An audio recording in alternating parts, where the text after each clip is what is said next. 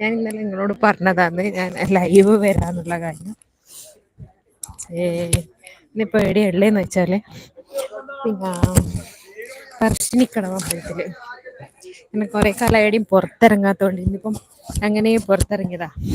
അതുകൊണ്ട് പറശ്ശിനിക്കടവ് അമ്പലത്തിലേക്ക് ഇങ്ങനെ നടക്കുക.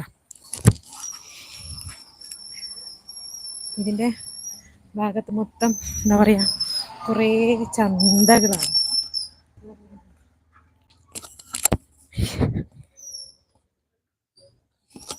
നിങ്ങളെല്ലാം കണ്ടിട്ടുണ്ടാവും, കൊറേ ആൾക്കാര് വന്നിട്ടും ഉണ്ടാവും. ഞങ്ങള് വണ്ടി എടുത്ത് മോളിൽ നിന്നാണ്ട് സ്റ്റെപ്പ് ഇറങ്ങാൻ നിന്നിട്ടില്ല, കാരണം സ്റ്റെപ്പ് ഇറങ്ങിയാ എനിക്ക് പറ്റൂല.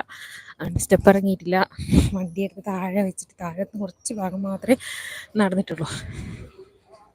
മോളാണ് മുമ്പില് നടക്കുന്നത്. കാരണം എനിക്കിപ്പോൾ അധികം വർത്താനം പറയാനും ഒന്നും കഴിയുന്നില്ല, കാരണം കുറച്ച് നടക്കുമ്പോൾ തന്നെ ഭയങ്കര ശ്വാസം മുട്ടലും കാര്യങ്ങളും എല്ലാം വരുന്നു. കുറേ കാലമായി അമ്പലത്തിലേക്ക് ഇങ്ങനെ വരണം എന്ന് വിചാരിച്ചിട്ട്, അപ്പൊ അങ്ങനെ വന്നതാ. നടക്കാൻ കഴിയാത്തോണ്ട് പതിയെ പതിയെ നടക്കുന്നുള്ളൂ. ഇവിടെന്ന് പറഞ്ഞാല് നമുക്കിപ്പോ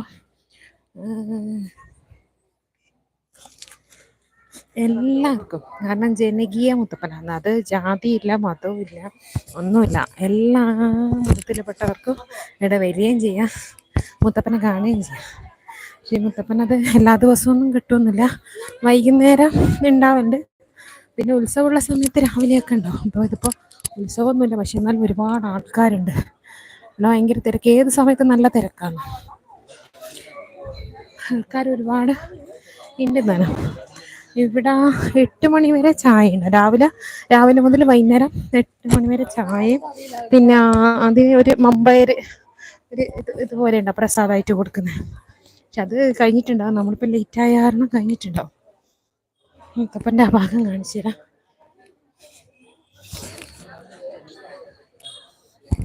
എന്താണ് മുത്തപ്പൻ്റെ അടുത്തേക്ക് കയറുന്ന സ്ഥലം.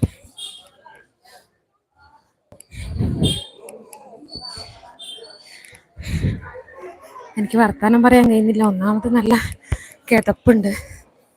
അതിപ്പോൾ ഇവിടെ പ്രസാദം കൊടുക്കുന്ന സ്ഥലമാണ്. ഇതിപ്പോൾ തീരാനായ കാരണം പിന്നെ തൊഴുന്നതിന് മുമ്പേ വേണമെങ്കിൽ ചായ കുടിക്കാം. ഇനിയിപ്പോൾ അത് അത്രയും സമയം കൊടുക്കുള്ളൂ.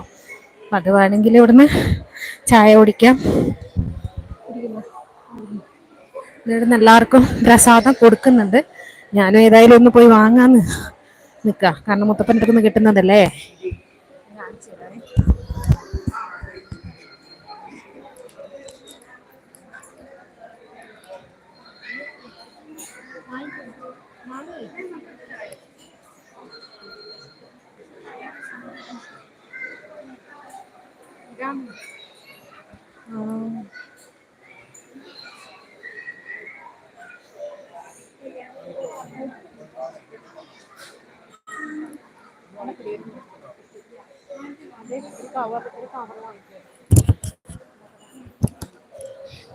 അവിടുന്ന് കിട്ടുന്ന പ്രസാദമാണത്.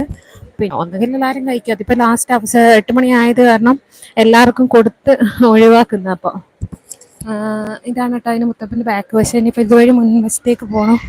അപ്പം അതും എടുത്തിട്ട് പോല് നടക്കുമോയെന്നറിയില്ല.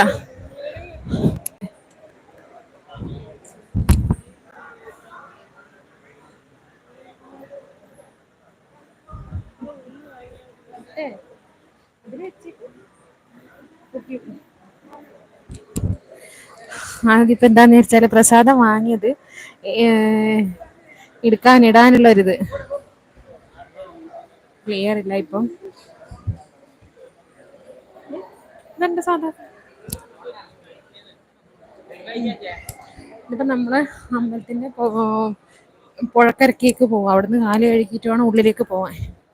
അതിലിടയ്ക്ക് നമ്മളവിടുന്ന് ചായ കുടിക്കുന്നിടത്ത് മുമ്പായിരം വാങ്ങിയതാണ്. കാരണം എന്താന്ന് വെച്ചാല് പിന്നെ